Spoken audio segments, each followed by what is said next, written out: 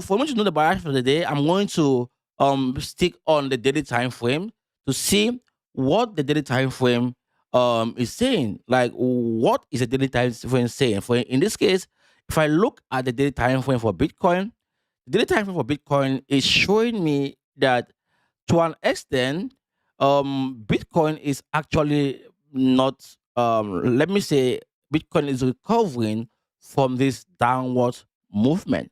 So, seeing that the day started around, let's say, around this around $6,000, or Bitcoin have dropped right down to the low is around $86,000, right? Or let's say, give or take, $87,000.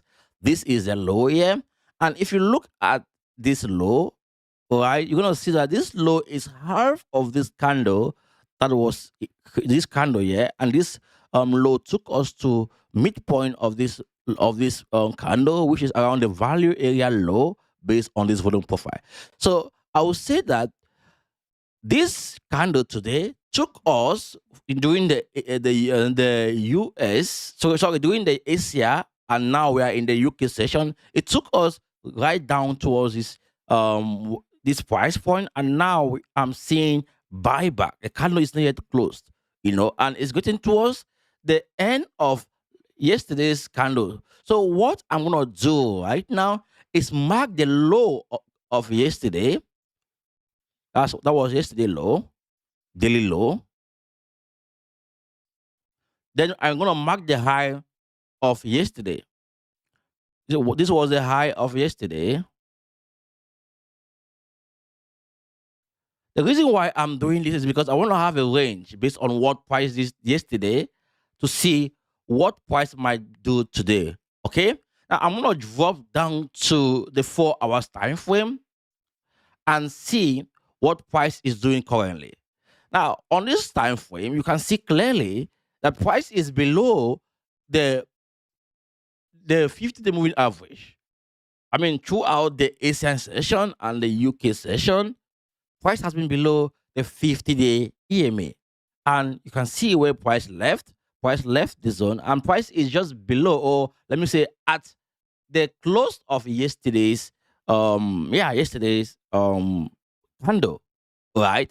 And this line should be the line that we want to see price flip above and stay above before we start looking for that huge buy opportunity to take us to the next high, if that's going to be the case with price.